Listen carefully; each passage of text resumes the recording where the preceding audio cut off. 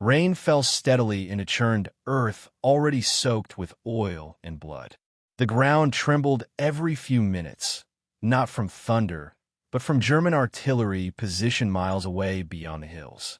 Each explosion rolled across the coastline like a slow drumbeat, shaking canvas walls stretched over wooden frames. Inside a low medical tent, electric lamps swung gently from ropes tied to support poles. Shadows moved across rows of stretchers packed so tightly that boots brushed blankets when anyone passed. Muddy soldiers were carried in without pause, some whispering, some silent, many barely conscious after hours under fire. The women working there did not stop. Nurses in heavy field jackets moved between patients with steady hands, cutting uniforms, checking pulses, marking tags. Outside, another shell landed close enough to scatter dirt across the tent roof. No one ran. No one looked up for long. Across a nearby ridge, German observers watching through field glasses hesitated. They had expected evacuation after bombardment. Instead, the hospital continued operating, lights still burning, figures still moving calmly through chaos. In a war built on destruction, something unexpected was unfolding just behind the Allied lines, and it forced even enemy soldiers to reconsider what courage looked like. The story of how these hospitals came to exist begins years earlier, before Anzio, before Italy, when modern war first collided with unprepared medicine. When the Second World War began in September 1939, no army truly understood the scale of casualties modern warfare would produce. Military planners expected losses comparable to the First World War, severe but predictable, shaped by trench systems and slower offensives. What followed instead was movement at a speed medicine had never been designed to support. Germany's early campaigns demonstrated this immediately. During the invasions of Poland and later France in 1940, blitzkrieg tactics combined tanks, aircraft, and rapid infantry advances into a single coordinated force. Front lines shifted dozens of miles within days. Soldiers were wounded far ahead of established medical stations, often before supply units or surgeons could follow. German military medicine, highly organized and disciplined, relied on structured evacuation chains developed after World War I. Casualties moved from frontline aid posts to field dressing stations, then to hospitals deeper behind the lines.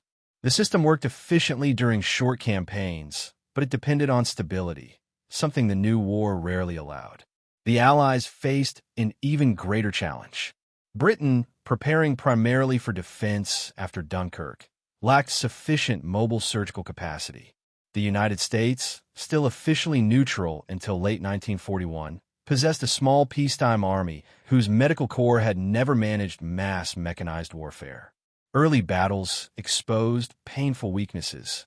In North Africa during 1940 and 1941, wounded soldiers often waited hours or days before reaching surgery. Desert conditions complicated evacuation. Vehicles broke down in sand. Aircraft evacuation was limited. Infection, shock, and blood loss killed thousands who might have survived with faster treatment. Medical officers began documenting a critical realization. Survival depended less on the severity of wounds and more on how quickly surgery could be performed. Minutes and hours mattered more than miles. At the same time, another transformation quietly began, one driven not by strategy but necessity. As millions of men entered military service, labor shortages appeared across Allied nations. Factories, transport systems, communications networks, and hospitals suddenly lacked personnel. Governments turned increasingly toward women to fill roles previously closed to them. Britain expanded the Queen Alexandra's Imperial Military Nursing Service and auxiliary nursing organizations. Women trained not only in hospital wards, but in emergency trauma care designed for battlefield conditions. Air raid casualties during the Blitz forced civilian nurses to operate under bombing, unknowingly preparing them for future frontline deployment. In the United States, debate initially limited women's roles to domestic support. Military leadership hesitated to place women near combat zones, fearing logistical complications and public backlash. Yet by 1941, expanding mobilization made resistance impossible. The U.S. Army Nurse Corps began rapid expansion, recruiting thousands of trained nurses and accelerating instruction in surgical assistance, anesthesia monitoring, and trauma stabilization. Their training emphasized calm under pressure, simulated blackouts, sudden alarms, mass casualty drills conducted at night. Nurses learned to work while exhausted, surrounded by noise, confusion, and limited supplies. Instructors understood something politicians did not yet fully grasp. Modern war erased safe distances. Meanwhile, advances in medical science began reshaping battlefield survival. Blood plasma preservation allowed transfusions far closer to combat zones than ever before. Sulfa drugs reduced infection risks that had once doomed wounded soldiers. Portable surgical equipment became lighter, enabling doctors to move rather than wait. These innovations suggested a radical idea. Instead of transporting wounded soldiers long distances to safety, hospitals themselves could move closer to danger. The concept challenged decades of military doctrine.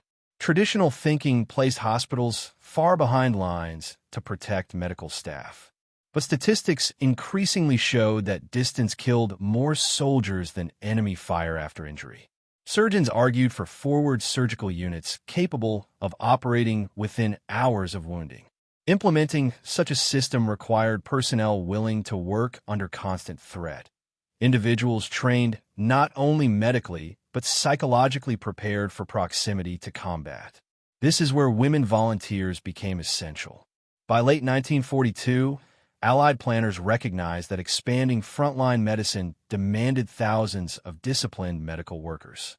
Nurses, ambulance drivers, clerks, and support staff formed the backbone of a new evacuation chain stretching from battlefield to recovery ward.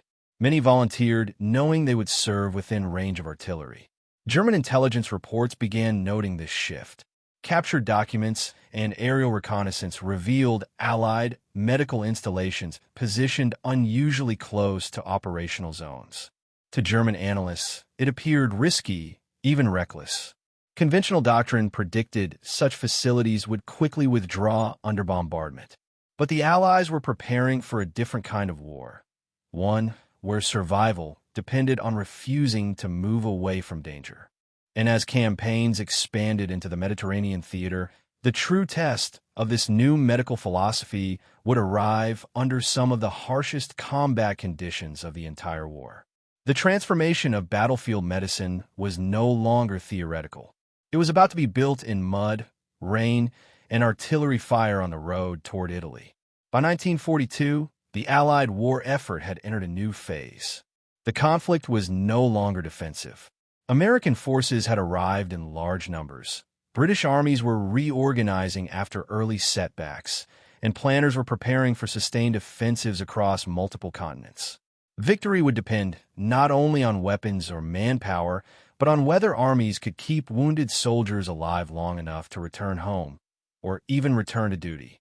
The solution emerged through logistics. Allied commanders began constructing a layered medical evacuation system designed to function even while battles were still unfolding. The chain started at the point of injury. Combat medics provided immediate aid under fire, applying bandages, morphine, and plasma when available. From there, casualties moved to battalion aid stations, then to clearing stations capable of stabilizing shock and severe bleeding. Beyond these stood the most important innovation: mobile field hospitals positioned deliberately close to combat zones. Unlike permanent hospitals of earlier wars, these units could be assembled within hours. Canvas tents replaced stone buildings. Surgical tables folded for transport. Generators powered electric lights that allowed operations through the night. Entire hospitals could relocate as front lines shifted, maintaining proximity to fighting troops. The system demanded extraordinary coordination. Engineers cleared land while supply trucks delivered surgical instruments, sterilization equipment, and medical stores.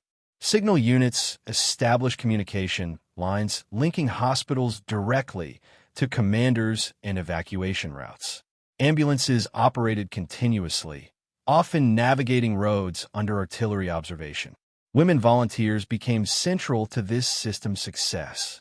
Thousands of nurses from the United States Army Nurse Corps, British Nursing Services, and allied volunteer organizations deployed overseas. Many arrived expecting service in rear hospitals. Instead, they found themselves only miles, sometimes less, from active combat. In North Africa, early experiments proved the concept workable but dangerous. Hospitals near the Tunisian front endured dust storms, aircraft strafing, and sudden troop withdrawals that forced rapid evacuation. Medical staff learned to pack equipment within minutes while continuing treatment. Procedures once considered impossible outside permanent facilities became routine. The Italian campaign, beginning in 1943 after the Allied invasion of Sicily, intensified these challenges dramatically. Italy's geography turned warfare into a slow, grinding advance through mountains, rivers, and fortified defensive lines. German forces used terrain expertly, establishing defensive positions that forced prolonged artillery duels. Casualties mounted steadily rather than in short bursts, overwhelming traditional hospital capacity. Forward hospitals became essential. Near Salerno and later along the Gustav Line, medical units established treatment centers within artillery range because evacuation routes through narrow roads made distant hospitals impractical. Wounded soldiers often arrived covered in mud, suffering from exposure as much as combat injuries. Continuous rain flooded camps, turning hospital grounds into thick sludge that swallowed vehicle tires. Yet the hospitals remained operational. Women nurses worked shifts extending beyond 20 hours during major offensives. Surgical teams performed operations continuously, rotating only when exhaustion made steady hands impossible. Letters written home described constant noise, generators humming, vehicles arriving, distant shell fire echoing through valleys. German reconnaissance occasionally identified these installations. Luftwaffe pilots reported clusters of tents marked with Red Cross symbols. According to international conventions, medical facilities were protected, yet proximity to combat made accidental strikes unavoidable. Artillery shells rarely respected boundaries drawn on maps. Despite the risk, Allied commanders resisted moving hospitals farther back. Statistics justified the decision. Survival rates improved dramatically when surgery occurred within the first few hours after injury. Blood transfusions administered near the front prevented shock deaths that previously occurred during long transport. Recovery times shortened. Soldiers who might once have died were stabilized and evacuated safely. The presence of women in these environments surprised many observers, including Allied soldiers themselves. Early skepticism faded quickly as nurses demonstrated endurance equal to any combat unit. They learned to sleep through distant explosions, resume work immediately after nearby impacts, and maintain calm voices even when tents shook from shock waves. Their composure influenced morale. Wounded soldiers later recalled that seeing nurses working calmly reassured them more than official reassurances ever could. The hospital became a psychological refuge, a place where order existed despite surrounding chaos. German soldiers encountered evidence of this system during advances and retreats. Captured Allied medical areas revealed organized triage systems, detailed patient records, and equipment designed for rapid deployment.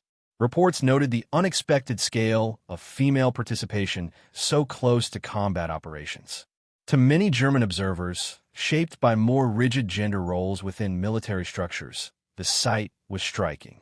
These were not rear-area caregivers, but essential components of frontline survival. By early 1944, as Allied planners prepared for major operations in Italy and beyond, the frontline hospital system had matured into one of the most sophisticated medical networks ever created during wartime. Its true test would come at Anzio, a battlefield where artillery range covered nearly every position, where evacuation routes remained exposed, and where hospitals could not escape the war even if they tried. There, under constant fire, The resilience of women volunteers will become impossible for both allies and enemies to ignore, setting the stage for the human, tactical, and moral dimensions of the story that now unfold from multiple perspectives. 1. The human angle, endurance without armor. By the winter of 1944, many nurses stationed near Anzio had already served in North Africa or Sicily. They had crossed oceans, endured convoy threats from submarines, and adapted to climates ranging from desert heat to cold coastal rain. Yet nothing in training fully prepared them for the rhythm of sustained artillery fire. Unlike soldiers in trenches who experienced bursts of combat followed by movement or relief, hospital staff operated under a different pressure. Their battlefield had no defined front line. The wounded arrived continuously, day and night, during quiet hours and during barges alike. Fatigue became their constant companion. Letters preserved in archives describe nurses sleeping in boots, coats folded as pillows, ready to rise instantly if new casualties arrived. Some wrote about the sound of incoming shells becoming almost routine, the distant whistle, the instinctive pause, the impact, then a brief assessment of damage before resuming work. Emotional strain carried equal weight. Nurses witnessed the immediate human cost of artillery and machine gun fire. They stabilized young soldiers barely out of training. They held hands during final moments when surgery could not save them. Yet they were expected to maintain composure for the next patient arriving minutes later. There was no ceremony in this endurance. It was quiet discipline, a steady voice explaining procedures, hands that did not tremble while cutting away uniforms stiff with blood. A refusal to abandon post, even when evacuation orders were considered. For many wounded soldiers, the presence of these women became a symbol of continuity, proof that some part of civilization persisted only yards from devastation. 2. The medical angle, innovation under pressure. The success of forward hospitals rested not only on courage, but on scientific progress accelerated by necessity. By 1944, Allied medical teams employed systematic triage protocols refined through years of global conflict. Patients were categorized immediately upon arrival, those requiring urgent surgery, those who could wait, and those beyond help. Decisions were swift, sometimes made in seconds. Portable blood banks represented one of the most significant advances. Refrigerated plasma and whole blood transfusions dramatically reduced deaths from shock. Surgeons at Anzio and similar fronts could perform complex abdominal or thoracic operations that would have been impossible near front lines in previous wars. Antibiotics were limited. Penicillin production was still expanding, but sulfa drugs reduced infection rates. Sterilization procedures were enforced rigorously despite mud and damp conditions. Water purification units ensured surgical tools remained as clean as circumstances allowed. Electric generators powered operating lamps that swung slightly when explosions shook the ground. Surgeons learned to compensate for motion. Anesthetists monitored breathing amid distant detonations.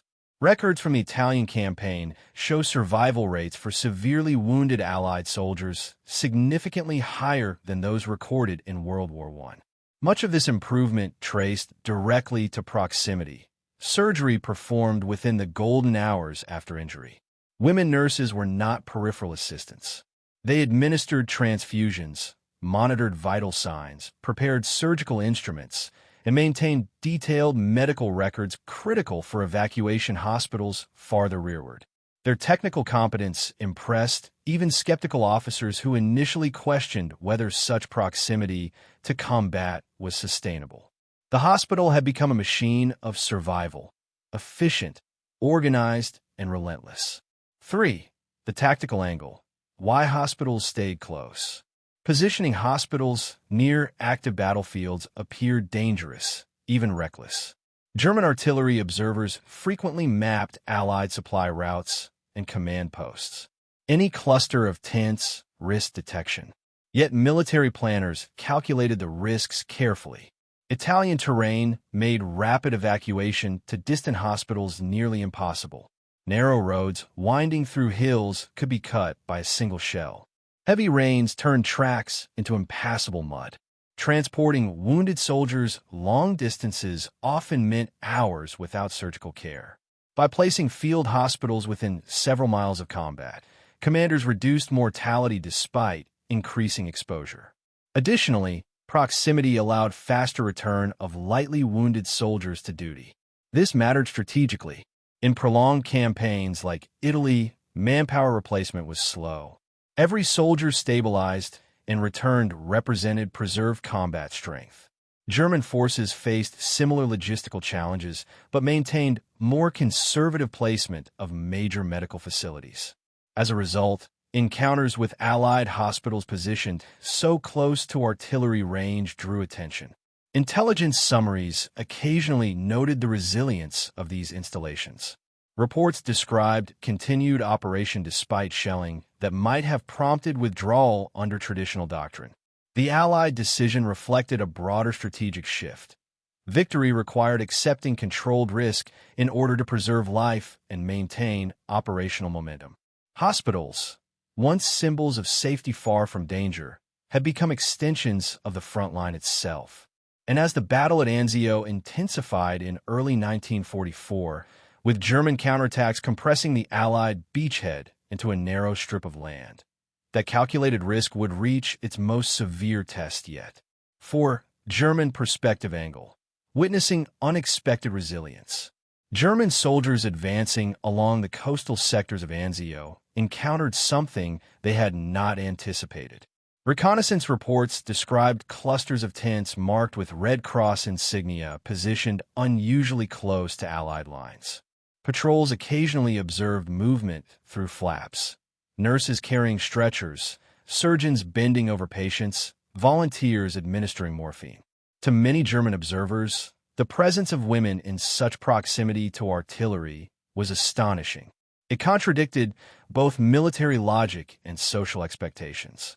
Officers noted the absence of panic, the quiet efficiency, and the seeming fearlessness of personnel unarmed but entirely focused on saving lives. Field diaries and post-war memoirs mention soldiers pausing to watch hospitals remain operational during shelling.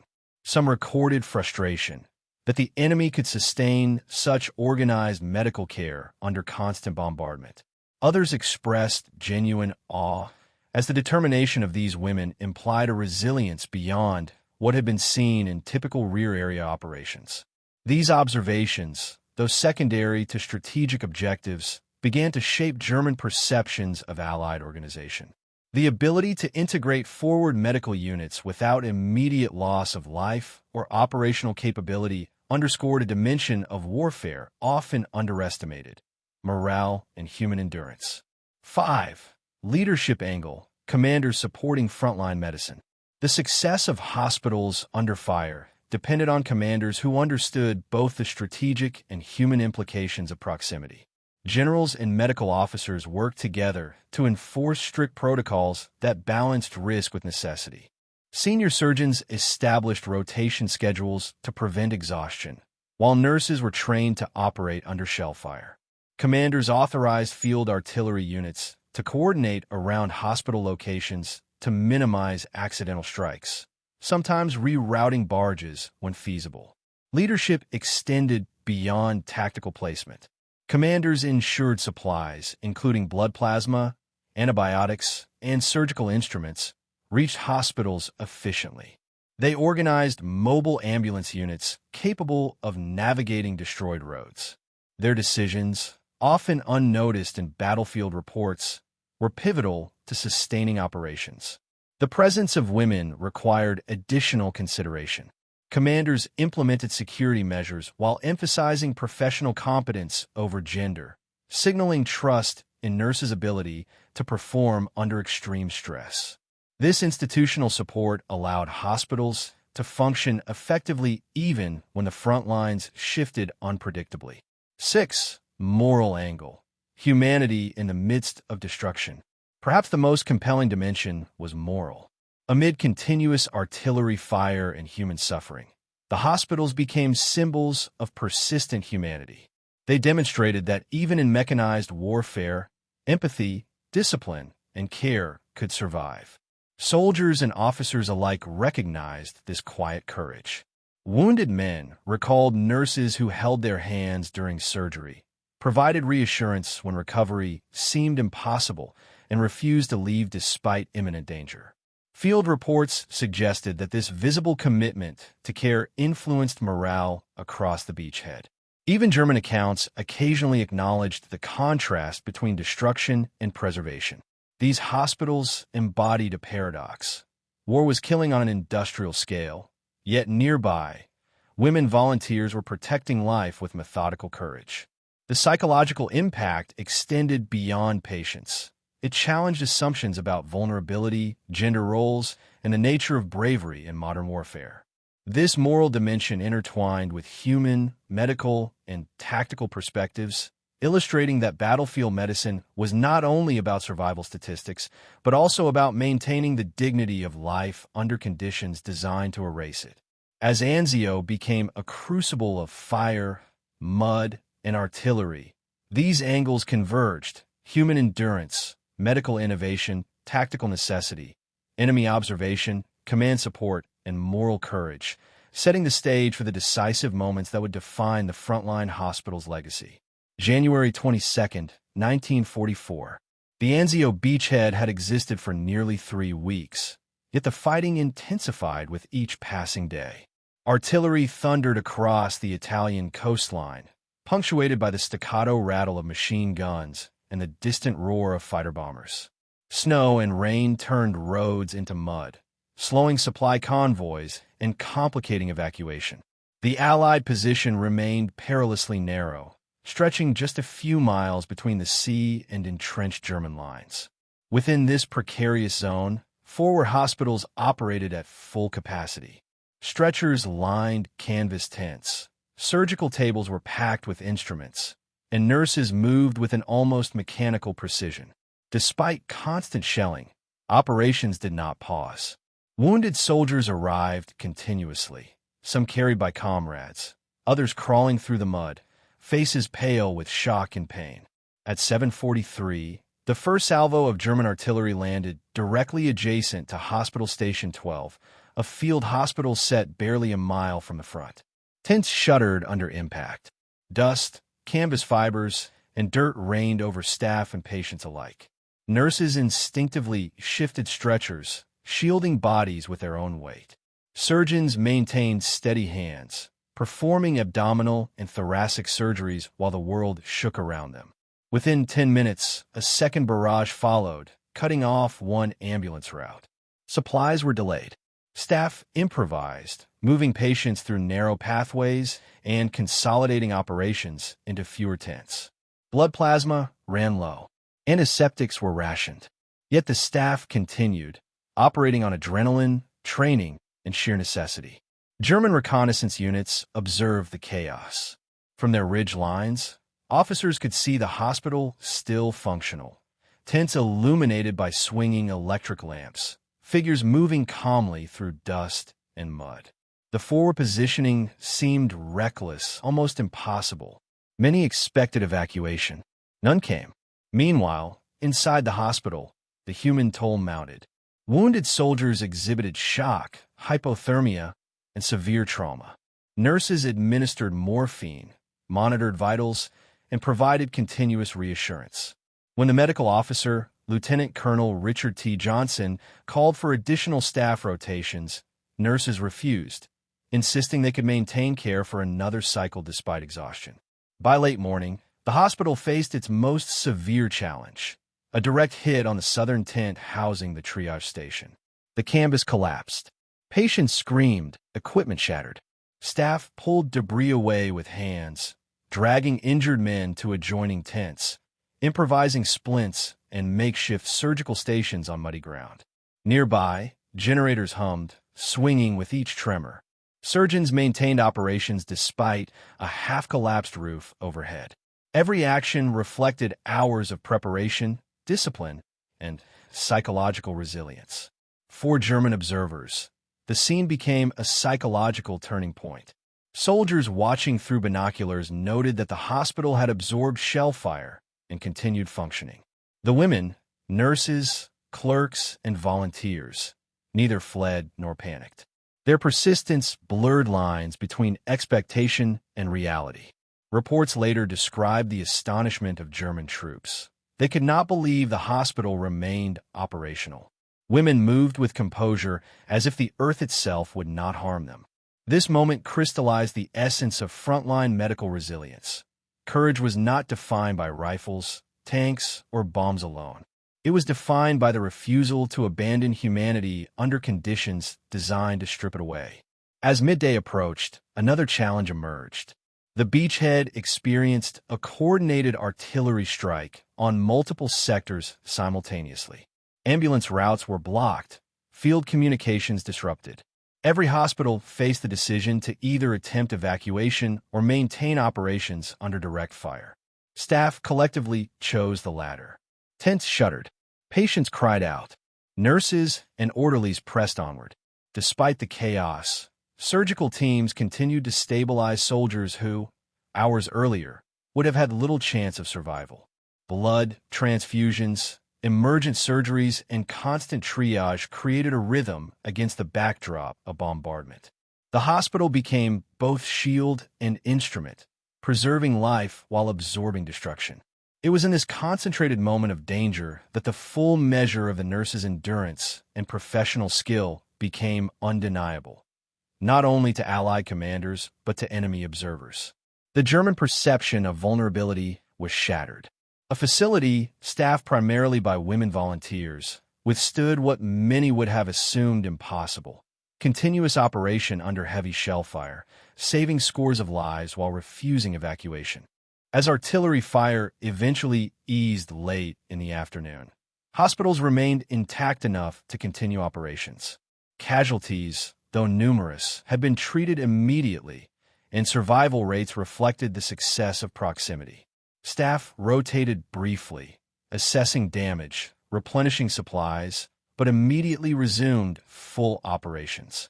This confrontation, artillery against medicine, chaos against discipline, marked the defining moment of the frontline hospitals at Anzio.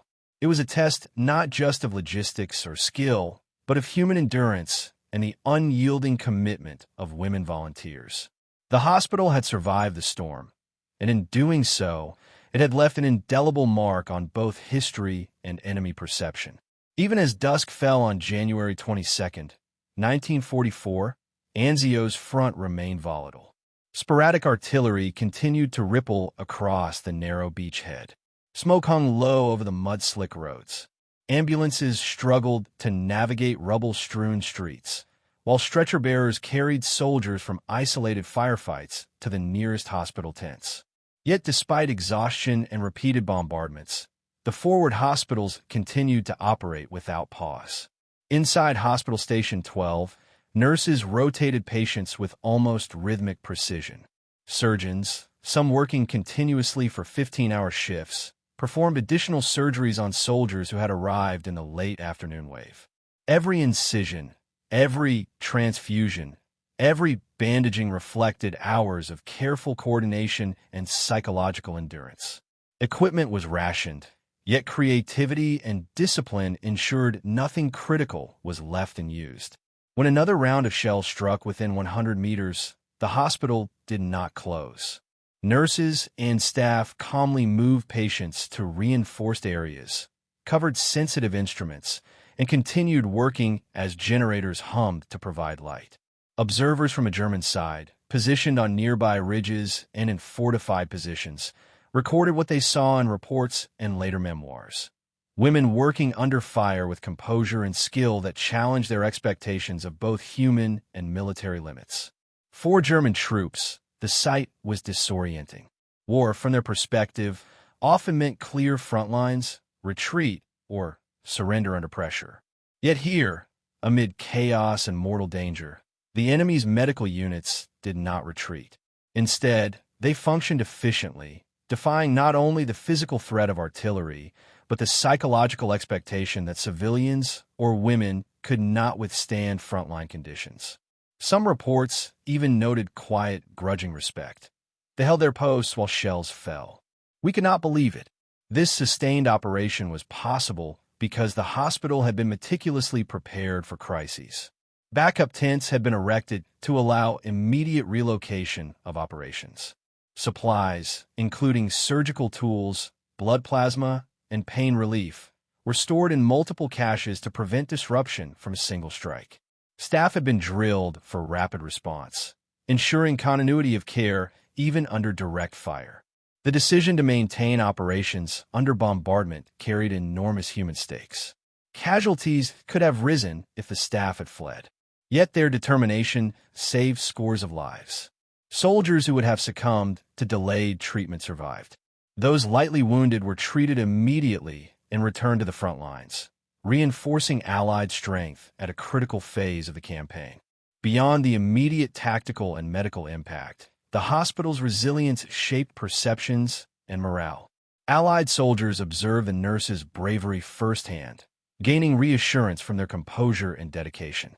Commanders recognized the effectiveness of forward placement under fire, reinforcing the strategy in other sectors of Italy. Even the German observers, though still enemies, registered the unexpected effectiveness of these units, reporting that their proximity and unwavering operation challenged conventional assumptions about war logistics and human endurance. In the days following the January bombardment, the hospital continued operations with minimal interruption.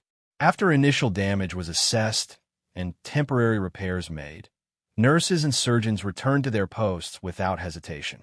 This continuity underscored a larger lesson. Proximity to danger, when managed with preparation, training, and discipline, could coexist with effective medical care. The presence of women volunteers in these roles, once seen as risky or unconventional, became a decisive element in operational success. The Anzio hospitals demonstrated that courage under fire was not solely measured by weapons or tactical maneuvers. It was also measured by the calm, continuous service of those who preserved life amid destruction. The resilience of women volunteers ensured that, despite artillery and chaos, humanity endured even in one of the war's most exposed and contested battlefields. This relentless commitment to care under fire set the stage for the immediate and long-term consequences of the Anzio campaign. Survival rates improved, morale shifted, and both Allied and enemy forces took note of the impact that well-organized, courageous medical units could exert on the battlefield. In the weeks following the January 22nd bombardment at Anzio, the results of the forward hospital's steadfast operations became apparent. Casualty survival rates, previously a critical concern, improved significantly. Archival reports from a U.S. Fifth Army indicate that soldiers treated within 2 hours of injury had survival rates exceeding 85% for severe trauma, a remarkable improvement over earlier campaigns in North Africa and Sicily. Shock and blood loss, once the most common causes of death in field conditions, were mitigated through rapid blood transfusions and immediate surgical intervention. Hospitals continued to operate under heavy artillery and intermittent Luftwaffe attacks, maintaining a continuous flow of treatment for both lightly wounded and critically injured soldiers.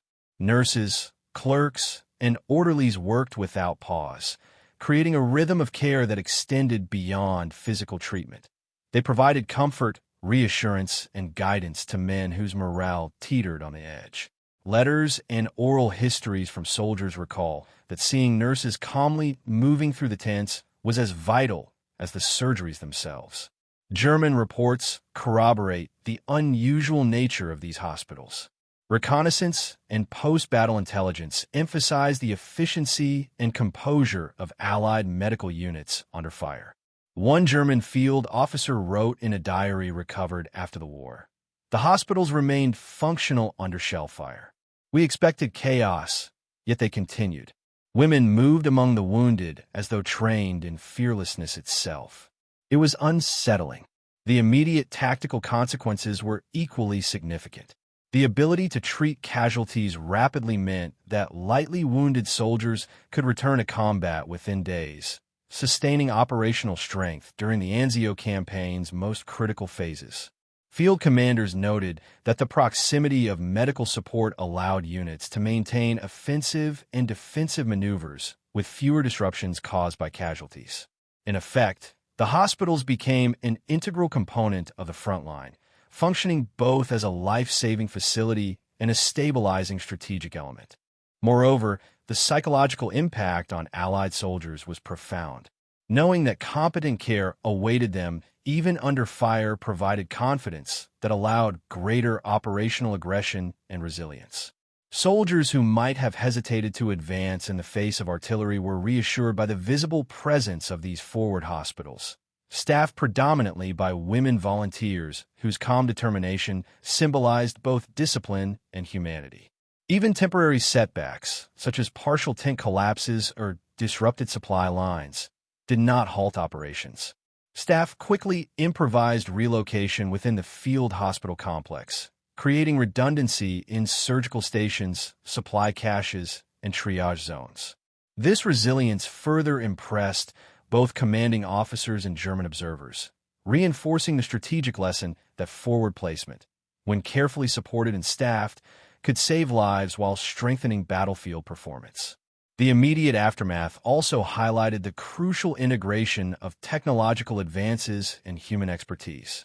Portable surgical equipment, reliable blood plasma storage, and makeshift sterilization units allowed hospitals to operate independently for extended periods. Combined with nurses trained to perform advanced procedures under duress, these innovations ensured that even continuous bombardment did not result in catastrophic loss of life. In sum, the first weeks after the artillery onslaught confirmed that forward hospitals staffed by skilled women volunteers were not merely viable. They were a decisive advantage. Casualty survival, operational continuity, and morale all reflected the effectiveness of this system. Yet the campaign was far from over, and the longer-term implications of these medical innovations, combined with the courage and dedication of the nurses, would continue to reverberate well beyond Anzio. The influence of frontline hospitals at Anzio extended far beyond immediate survival statistics. In the months and years following the campaign, military strategists and medical historians recognized that these units had fundamentally altered the approach to battlefield medicine. The integration of mobile surgical teams, rapid evacuation protocols, and forward placement became a model for subsequent Allied operations in Europe, including the liberation of Rome and the push through northern Italy. Perhaps the most significant long-term impact was on the role of women in military operations. Nurses and women volunteers who had operated under artillery fire demonstrated not only professional competence, but extraordinary psychological resilience. Their contributions challenged pre-existing notions about gender and combat proximity. Post-war reports emphasized that women were capable of sustaining high-pressure operations in frontline conditions, influencing military recruitment, training, and deployment policies in both the United States and the United Kingdom. Medical science also advanced because of these hospitals. Procedures and innovations developed at Anzio, ranging from rapid triage methods to mobile transfusion units, were documented and disseminated in Allied medical manuals. Field hospitals became laboratories for refining emergency trauma care, blood preservation, and portable sterilization techniques. These practices informed the design of future MASH units during the Korean War and influenced modern military medical doctrine worldwide. The psychological effects on soldiers endured as well. Many veterans recounted that the presence of calm, efficient medical care under fire became a defining image of the campaign, offering reassurance amid chaos.